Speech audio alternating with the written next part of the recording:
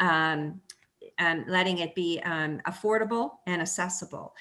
That we hope that this endeavor will then position our region so that when there are additional funds for actual implementation dollars, which we expect with the amount of money the federal government is putting into this, we're in a better position to be able to get our communities are in a better position to get those actual implementation dollars once the plan is developed. So we hope to be rolling out some information on this within the next week or two. Great to hear. Great to hear. And the chamber and you, it sounds like almost on a weekly basis, we're checking with one another to find out what's going on, how you can help, how the state can help, maybe get some things done that may be in limbo right now. And that's always encouraging. Yeah, when COVID hit, we call it our New North Local Partner Huddle.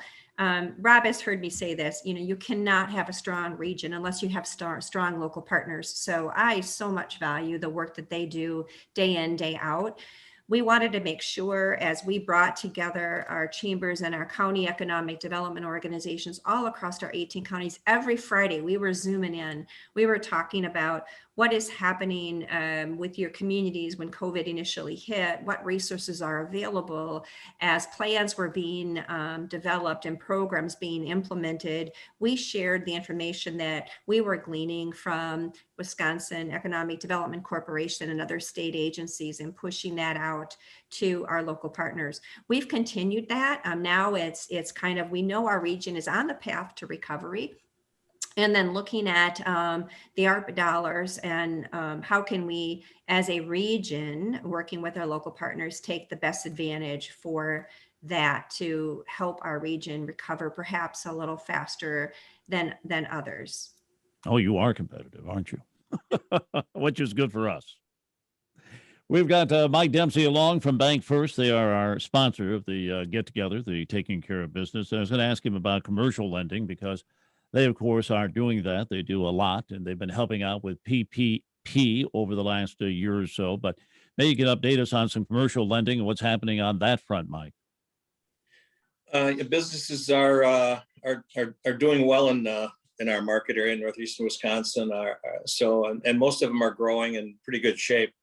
They're all struggling for employees and skilled employees as well as entry-level employees in terms to grow their business. They are investing in equipment and they are looking at expansions. There's quite a bit of activity going on.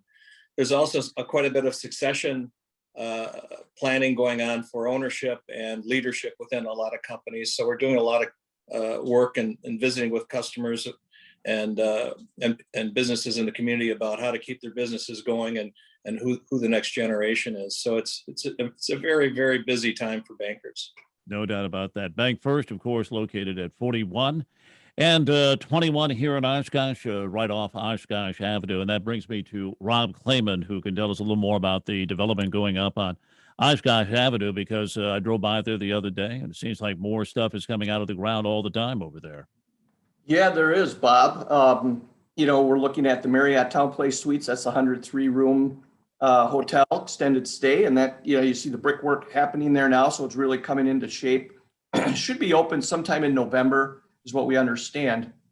The Dunkin' Donuts development, that retail center, you see Dunkin' should be open in June. And that's really taking shape. And then Pizza on 44 will also be opening up a second location now called Pizza on 21. Right next to Dunkin' Donuts. And then there's some other, probably a new announcement coming, I think, pretty soon from the developer on an additional restaurant type of business in that location. And then also, and that's in addition to Popeyes, which is going to be, is kind of going through the channels right now through approvals, but we'll probably see that coming along very shortly as well on Oshkosh Avenue.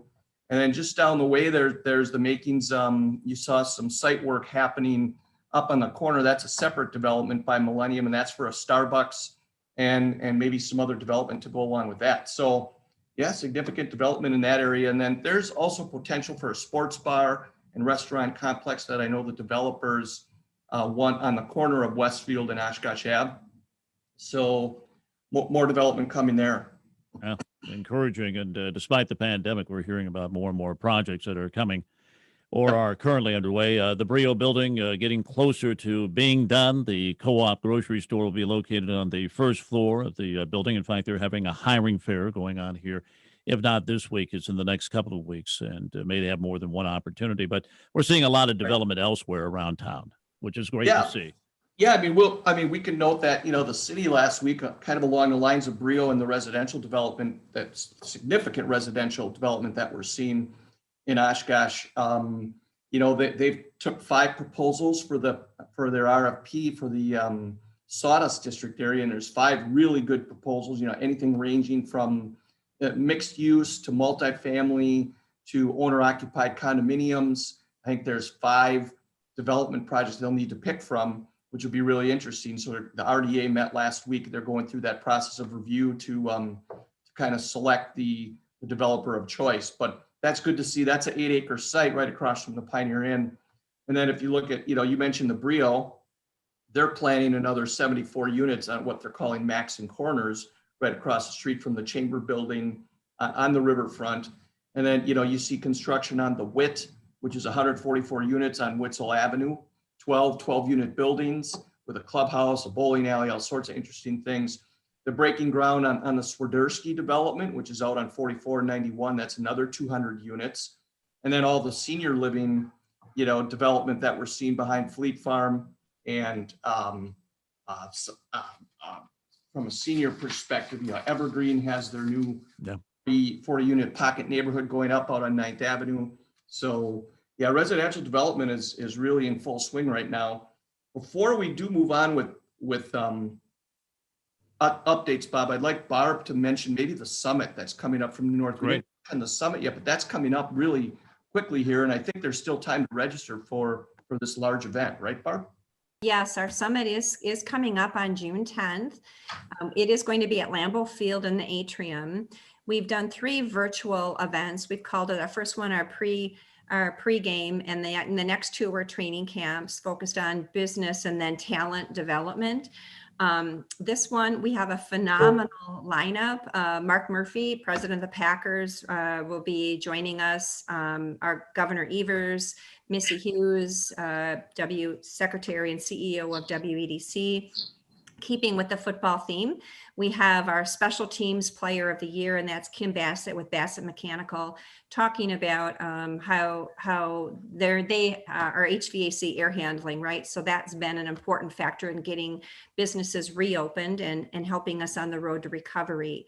Our defensive player of the year is Dr. Andrabi with Theta Care, and we know healthcare has had some challenges, obviously being on the front line of fighting COVID and initially not allowing other of their normal operation to occur because they were so focused on fighting the pandemic. And then our special teams is Michelle Schuler with Microsoft and Joe Kurgis with Generator. And they're going to be talking at a program that New North created with both of them called Generator Upskill, and how we worked first to get people that were most affected with the pandemic, getting them retrained, reskilled, getting them jobs back to move forward. We're going to end the day with a high school drumline competition inside of the concourse right after our tailgate luncheon. So people can still go to our website, thenewnorth.com, and click on the Summit tab to get registered for the event. We're also doing a special reception the evening before. It's called our New North's Healthcare Heroes event. We have 17 healthcare organizations in our New North region, and we know how hard they have all worked to keep us safe. So there'll be a special tribute to them the evening before. So we hope to see you all. It'll be an in-person event. We're so excited to be able to see folks. No masks as long as you're vaccinated, following Packer protocol. So please, we hope to see you on June 10th. Fantastic. Rob, I want to get your reaction to something too, because we're going to get to the numbers for unemployment, but and maybe all three want to voice about this. But starting now, the state's requiring people to at least look for work. There's no guarantees that they'll take a job, but to get the unemployment benefits, they have to look for a job. Do you think this will be something that will return people to work, or is it just something they'll check the box and do? No, I think it'll help. I think that certainly had an impact on kind of the crisis we were under from a workforce perspective. I think there's multiple reasons for this from, I mean, the subsidy, certainly the unemployment subsidy, that's been hurting things, childcare, the availability of childcare, and, folks having to stay home to take care of kids. That's just an issue. Demographics, we talked about the demographics of our workforce even before the pandemic, probably every radio show. And I think that's not going away, and that's going to continue. Just kind of our workforce is aging, and then just the effects of the pandemic have had an impact. So it's really kind of been a perfect storm when it comes to the workforce crisis. And maybe Barb and Mike have some comments on that as well. I yield to Barb. Yeah, I would agree. I mean, like I said, the number one issue we see as we're talking to companies is that they would expand, but they just cannot find the people to do it. So I think, it needs to be very, very targeted. We realize that some people may need the additional assistance, and let's work with them to find out what it is for them to meet their own personal needs. But really opening it up and encouraging those individuals that have been out of the workforce for a while, initially not for any cause of their own. It was the pandemic that pushed them in that direction, but let's bring them back. Let's provide the skilling, the retraining that's necessary and connecting them to jobs within our region.